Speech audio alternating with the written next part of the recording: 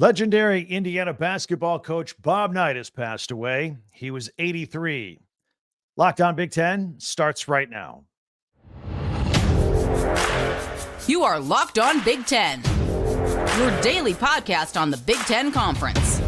Part of the Locked On Podcast Network, your team every day.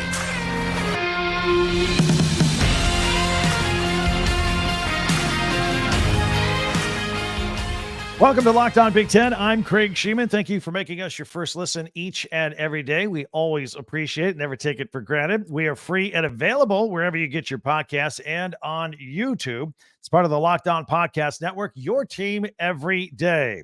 Today's episode is brought to you by Prize Picks. Go to prizepicks.com/LockedOnCollege and use code LockedOnCollege for a first deposit match up to $100. Daily fantasy sports made easy.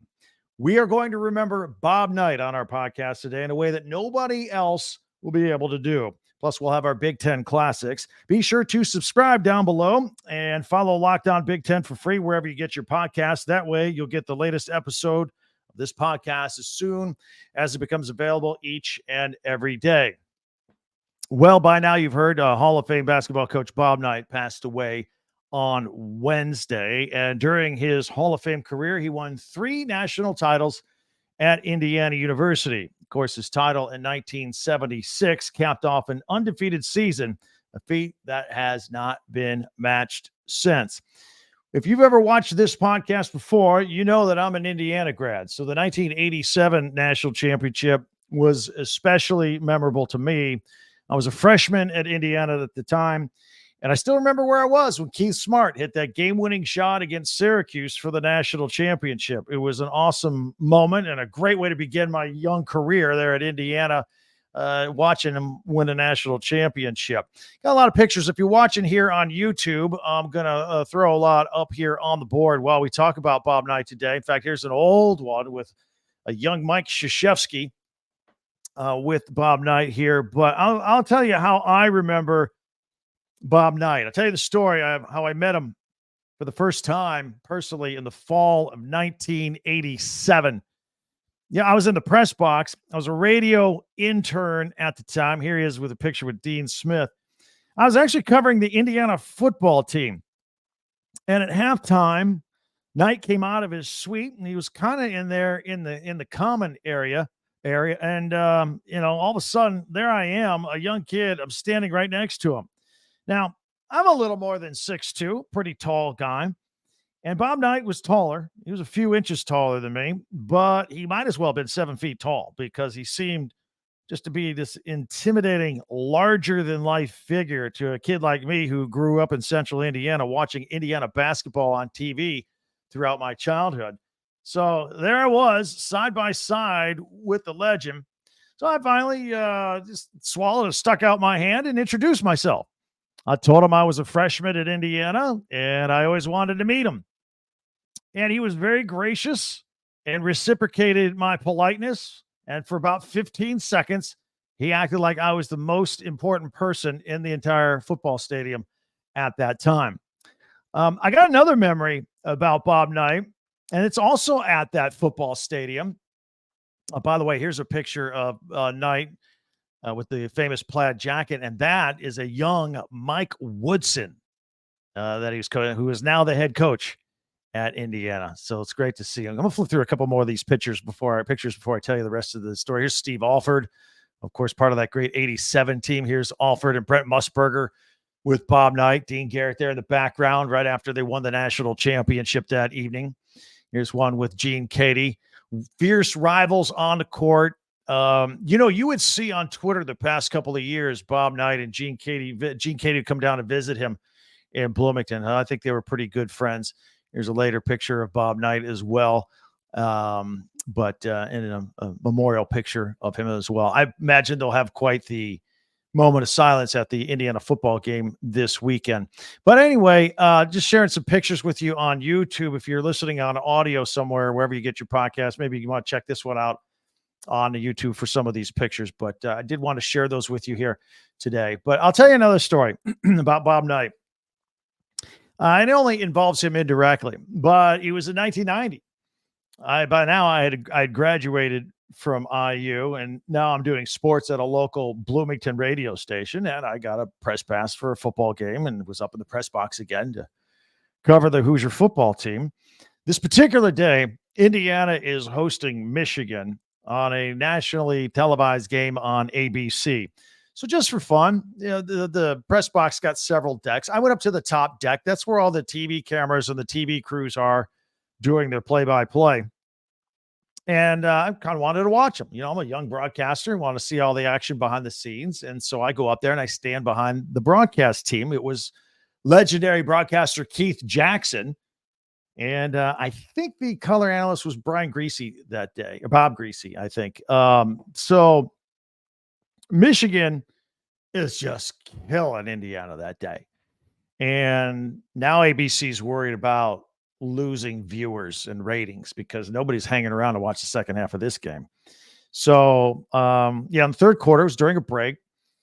Keith Jackson tells his producer, hey, somebody go downstairs and see if Bob Knight is still in his suite. Get him up here. We'll do an interview with him during the game and try and lift the ratings a little bit.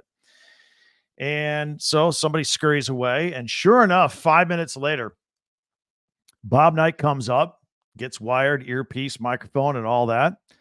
Starts doing an interview in between plays. So as they're facing the field, Keith Jackson is on the left. Bob Knight is in the center. Greasy's on the right. And so Jackson is turned to his right to face Knight to have this conversation in between plays. Suddenly, Michigan scores a touchdown going from right to left. It's behind Keith Jackson, and I'm behind Jackson. Jackson never saw the play. But he finished the sentence with Knight, doesn't miss a beat, calls the touchdown. Because at the same time, he glanced over at his spotter sitting over his shoulder, and his spotter's pointing at this big chart with numbers and names on it. And he points here and he points here, and just with their hand signals, Keith Jackson knew who threw the ball, who he threw it to, how many yards the play was, the whole situation. Never saw it happen on live TV, and he called it perfectly. That was absolutely amazing. I'll never forget that. But I know Bob Knight's only indirectly involved in that story. But two things I learned as a young broadcaster at that moment. Keith Jackson was as talented as they get. And always have a good spotter up in the press box. You absolutely need that.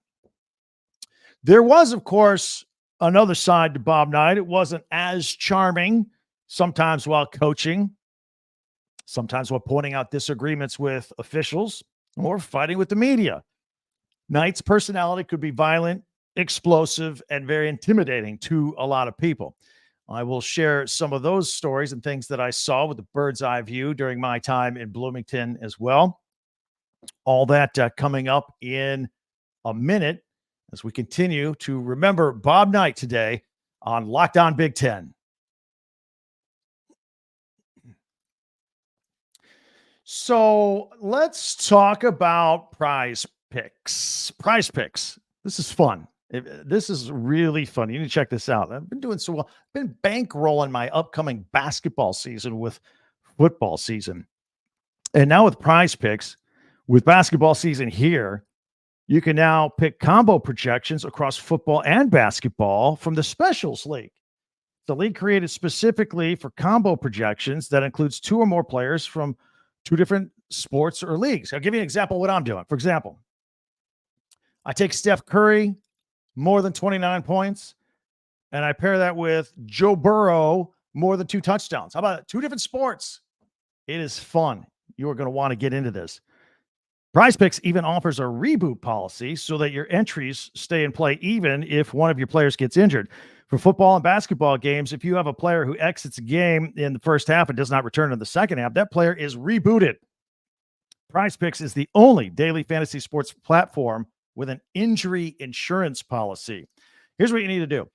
Go to prizepicks.com/lockedoncollege and use the code LockedOnCollege for a first deposit match up to $100. Again, go to prizepicks.com/lockedoncollege and use the code LockedOnCollege for a first deposit match to $100. Prize Picks, daily fantasy sports made easy.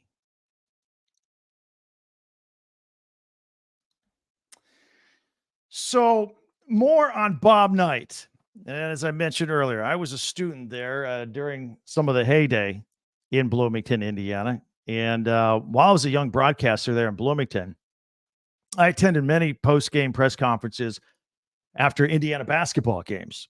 Win or lose, to this day, I've never felt a more tense room atmosphere than the press room in the assembly hall waiting for Bob Knight to arrive for a press conference. He just was larger than life. He was intimidating. He would at times snap off at a reporter and make everybody's jobs a little more difficult. But when he entered the room, you could hear a pin drop. It was unbelievable. You would hope they would win just so that he'd be in a better mood. The protocol was for Knight's best friend, Bob Hamill. He was a writer for the Bloomington Herald-Times. Bob Hamill, still down there in Bloomington. He always broke the ice. He asked the first question, no matter what. And then after that, it was hold your breath, fire off your question, brace for impact, and hope that you didn't bite your head off. Naturally, we all survived. We're all still here. But I've been in locker rooms with Super Bowls, BCS championships, Final Fours. I've never felt tension like that anywhere, any place in my entire career. It's just, I guess you gotta be there to understand it. But Bob Knight might be best known for coaching at Indiana, but his Big Ten ties started way before that when he actually played basketball for Ohio State. In fact, his 1960 Buckeyes won the national championship. Did it in 1960. They beat Cal. Knight averaged 4 points and 3 rebounds that year. Now, he was on a team with Jerry Lucas and John Havlicek. You ever hear of them? Yeah, pretty good team. Ohio State returned to the national championship as the number 1 team in the country the following year, but lost in overtime to Cincinnati.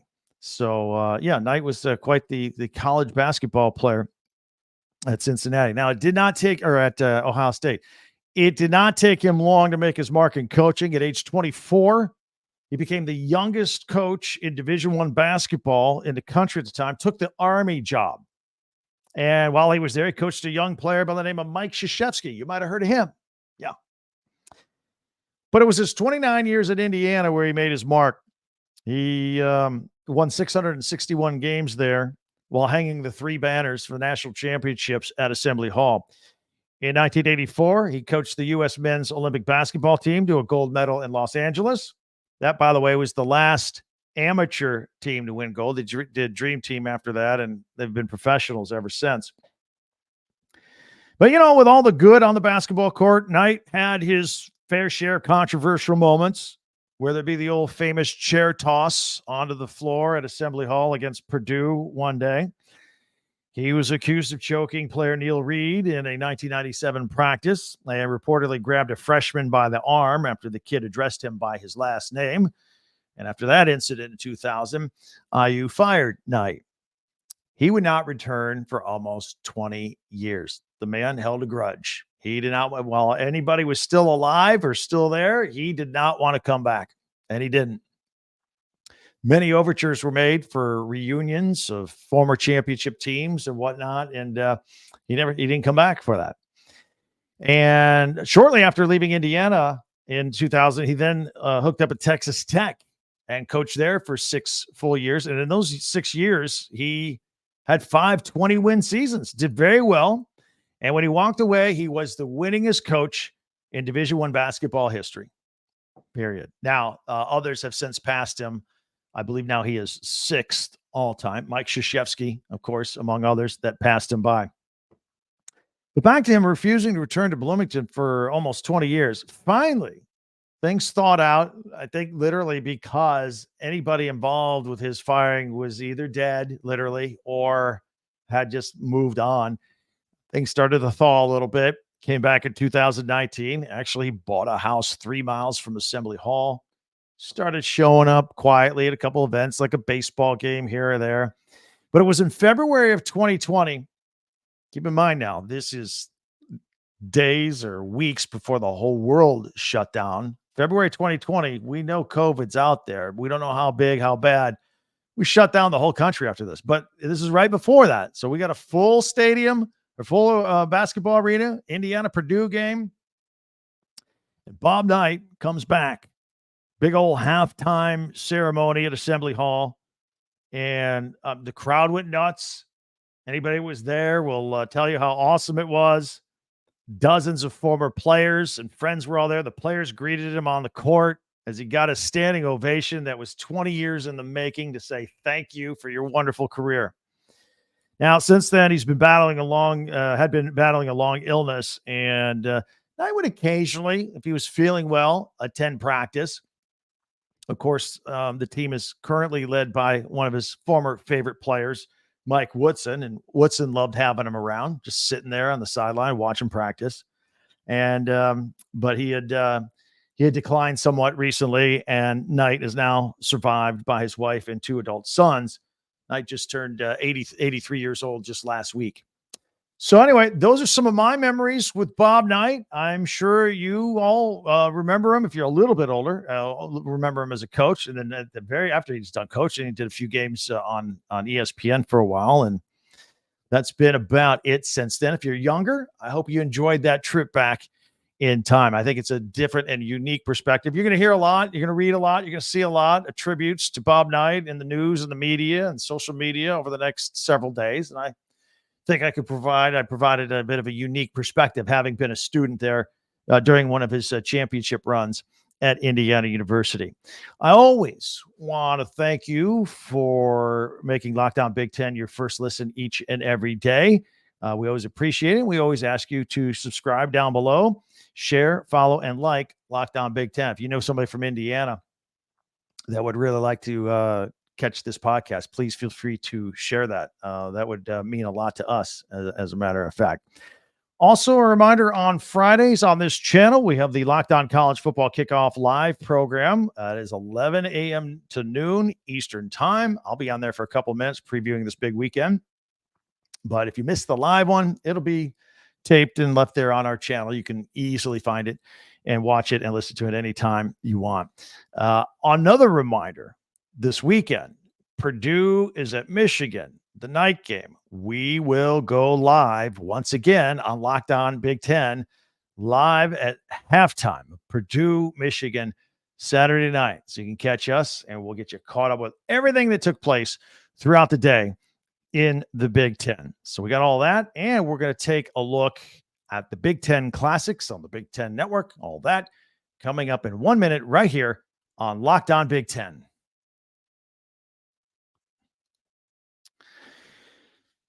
FanDuel.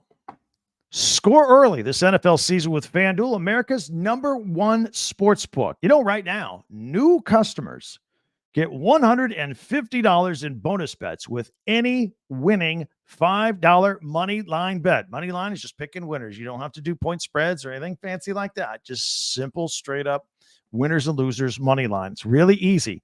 And that's $150 if your team wins. Great deal, right?